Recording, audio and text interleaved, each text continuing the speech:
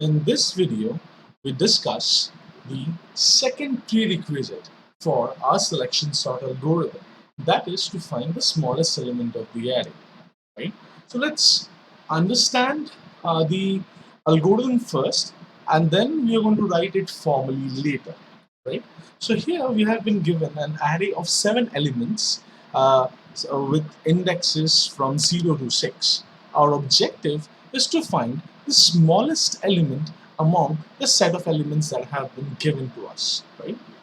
Now, to begin, the first assumption that we would do is we would assume that the first element of the array is our smallest element, right? Now, why that is so, it will be clear. It will be much clearer to you once I go through the dry run of this algorithm, right? So, the first thing that we are going to do is we're going to assume that the smallest element of our array, which I'm going to store in a variable named smallest, that is going to be ARR0. ARR being the array that have been given to us, right? So let's see the initial values first. So initially, the smallest element of the array is ARR0, and that is 38, right? Okay. Next, what we do? Next, we start from the second element of the array and we search if we have any element which is smaller than the value that has been stored in smallest, right? So I would run from 1 to 6 in this case, right? Okay, so let's go through with the dry run. Okay, so why from the second element? Because the first element we already know. There's no need to check for the first element, right? We must check from the second element onwards, because the first element we have already assumed that it is the smallest element. Now, when the value of I is 1, ARRI, or our current element, is 41. Next, we need to check whether the current element is smaller or lesser than our assumed smallest element, or the value of smallest. So is 41 less than 38? No, right? This is why we do not assign 41 to smallest, because we already have a smaller, we have already found out the smallest number till this index, till the second index, right? So 38 continue to be our smallest element. Next, we increment the value of I and move on to the next position. Alright, well, let me illustrate that fact that we are moving along the array through an array. So currently, through an arrow. So currently we are here, right? So our current element is 18.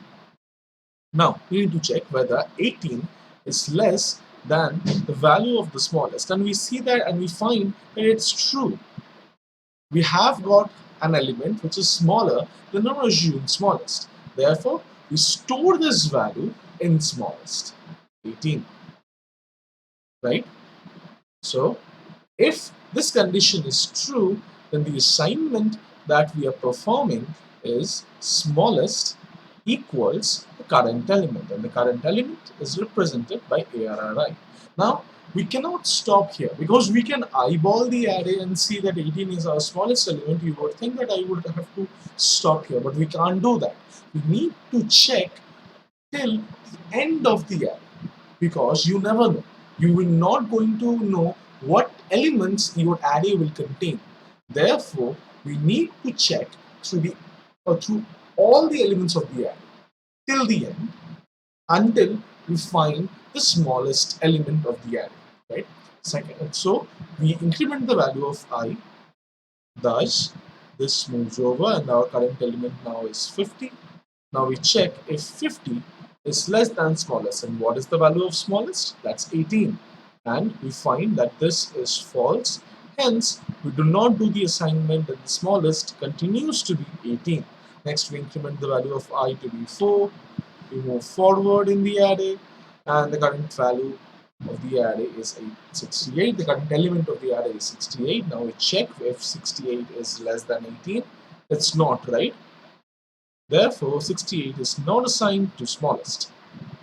Next, we increment the value of I again. and move forward, and we find that our current element is 22. Now, is our current element less than the smallest element? No. Therefore, no assignment will be made. So this will I'm really sorry. This would be 18.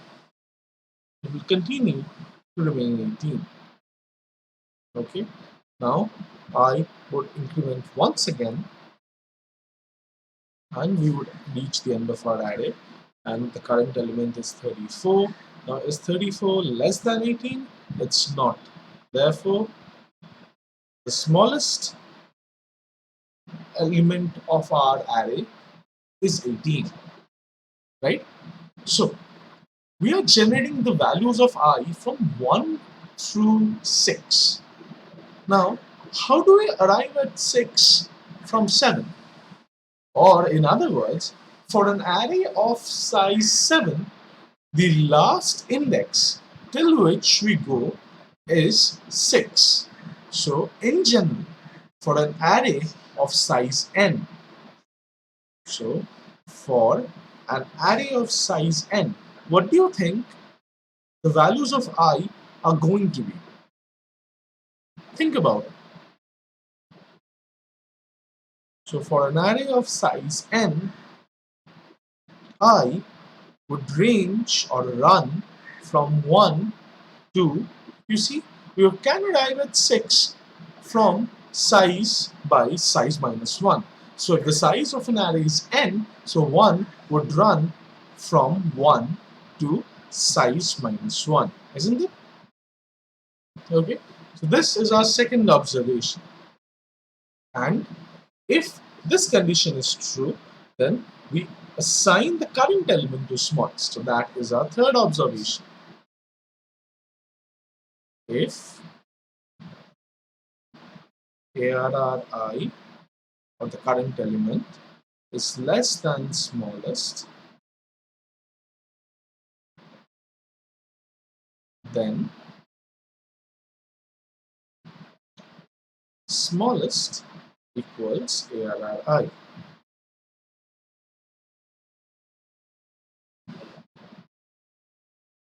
Now, some of you might be a little, let's say, worked up over our first observation. Why do we need to assume our smallest element to be the first element of our array? Why do we need to do that? Well, to make it more clearer to you, let's move on to the next slide. Let's say you want to assume that your smallest element is 0. Like, for example, when you find out the sum of all elements in an array, you assign an initial value of 0 to sum. So you might think, how about 0? We can just store the smallest, initialize the smallest with 0, right? But if you go through this algorithm again, you're going to see that the value of smallest wouldn't change. Why so? You see, 38 is not less than smallest. So, smallest would continue to remain 0. Let's use an array to demonstrate that we are moving through here. Now, when we move on to the next element, 41, we see that it is not less than smallest. So, smallest will continue to be 0. Same for 18, same for 50, same for 68, same for 22, and same for 34. So at the very end, we'll find that the smallest is still 0. But is 0 a part of the elements that have been given to us? It is not a part of the list, right? Therefore, we cannot assume smallest to be 0. Some of you might be thinking, let's take the value of smallest to be 1, right? Even if you take the value of smallest to be 1, the initial value of smallest to be 1, that is, let's write initial beside it.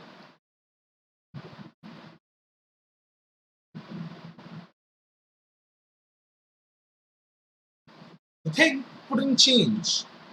38 is not smaller than smallest. Okay, let me copy. Okay, so 38 is not smaller than smallest. 38 is not smaller than 1. 41 is not smaller than 1. 18 is not smaller than 1. So is 50, so is 68, so is 22, and so is 34. Right? So at the very end, the value of smallest would be 1, which is not an element of the part of a list. This is the reason why we need to assume or choose an initial value of smallest from the list of elements that have been given to us. Otherwise, we might end up with a value or an element which does not form a part of a list and which is a wrong answer. Alright, let's move on to the algorithm of finding the smallest element of our array. So, ARR is our array which stores the elements, right? Let me use a different line.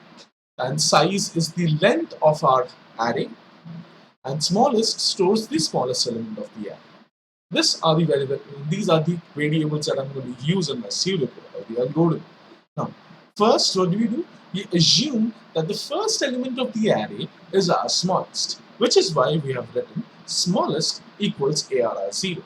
Then we start checking all the elements from, or start checking all the elements from the second position. Not second position, I'm sorry, from the second element. Now keep this in mind. I'm telling second element. I'm not telling second position. It was a mistake. We're starting from second element. Our first element in the array has an index of 0. Therefore, the second element of the array would have an index of 1. Therefore, we are starting from the second element or the 1th index. And we are going up till size minus 1. Alright, so we will run a loop from 1 to size minus 1. And for every value of I, we check if the current element of the array, denoted by ARRI, is smaller than the smallest element. Right? And if it is, then we assign the current element ARRI to our smallest. Alright, pretty simple algorithm, right? Now, let me now quickly cover how to find the largest element of the array, because finding the largest element of the array is quite similar to the algorithm that has been shown here for finding the smallest element. So, for finding the largest element of the array, what changes do you think I should do to this algorithm to accommodate for our new objective? Pause this video and think for a moment. And then you will see me give you the solution for this. So, how to find the largest element of the array? What modifications should we make to this algorithm to cater to our new objective? Pause this video. Alright? Okay, so I hope you did. So the changes that we need to do to cater to our new objective of finding the largest element of the array will be to change all smallest to largest. And I'm going to highlight it with blue. So largest, this stores the largest element of the array, assuming the first element is the largest element.